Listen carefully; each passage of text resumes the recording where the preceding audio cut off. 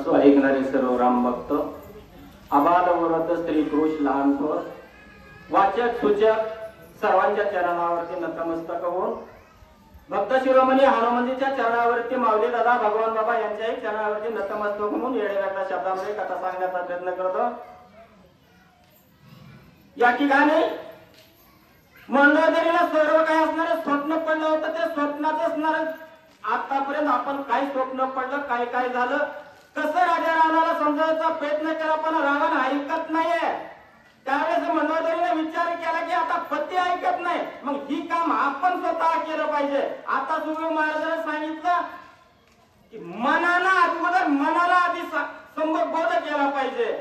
मंडळदरीने विचार केला आता पतीचं हित कशामध्ये, तर ही असणारे आपल्या पतिदेवाने जे असणार या सीतेचं हरण केलंय ही त्या प्रभू रामचंद्राला अर्पण केलं, म्हणजे आपल्याला असणारा भगवंत जोडला जाईल, शक्यत्व होईल आणि आपलं या कार्य या ठिकाणी साध्य होईल असा विचार केला।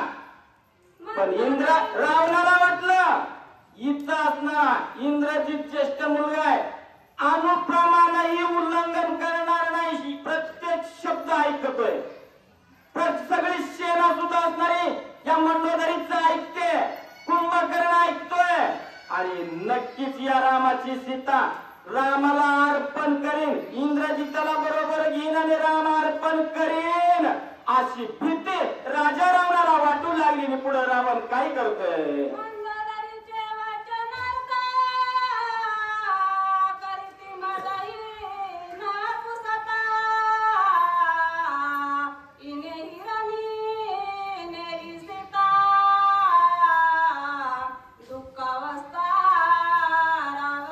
अतिशय राजा रावणाला दुःख होऊ लागला, कारण प्रत्येक घरामध्ये वडिलाचं जरी नाही ऐकलं तरी मुलगा आईचं ऐकतोच, 99% तर ऐकतोच। आता लग्न झाल्यावर ऐकत नाही, नागर नाही ऐकतो, तोपर्यंत तरी ऐकतातच। राजा रावणाला विश्वास वाटला मंडोदरीचा असणार हिने जर सांगितलं की इंद्रजित या असणारी रामाची सीता घेईल, राम अर्पण करील आणि मग आतापर्यंत मी एवढा कटाटोप केलेला व्यर्थ गेला ना, एवढं सोन केलं, साधूचं सोन केलं, इथं आणून ठेवली।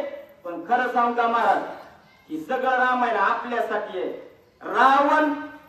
रावणाला दुष्ट म्हणण्याची ताकद आपल्यामध्ये नाही आहे, कारण त्याच्यासारखा भक्त नाही। याला सीता कशासाठी आणली आहे, कारण भक्तीची सेवा केल्याच्या नंतर देव जोडला जाणार आहे। कारण हिची सेवा आता जर खरंच असणार तुला काम होता तर 6 महिने ठेवलीच नसती, परंतु राजा रावणाला माहित होता आपल्याला ही असणारी मुक्ती गाठायची, म्हणून करता राजा रावण एवढा असणारा खटाटोप करतो। पण ही सर्व काही माहिती आहे तुम्हा आम्हासाठी सांगितली आहे। या ठिकाणी राजा रावणाला दुःख वाटू लागला की सीता नक्की परत केल्याशिवाय मंडोदरी राहणार नाही आणि आपण केलेला असणारा एवढा खटाटोप व्यर्थ केल्याशिवाय राहणार नाही, म्हणून राजा रावण दुःख करू लागला।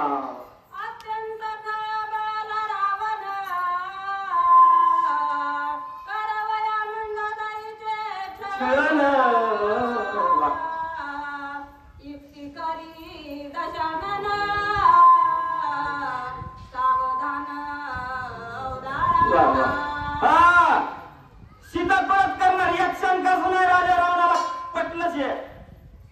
पण राजा रावण बी असणारा कपटी होता ना, राजा रावणानं डोकं लढवलं की हिला असणार काहीतरी कुठेतरी गुंतवलं पाहिजे, हिचं छळण केलं पाहिजे आणि सीतेचा असणारा भोग घेतला पाहिजे असा विचार राजा रावणाने केला। आणि राजा रावण मंडोदरी बरोबर काय छळण करतोय ऐका,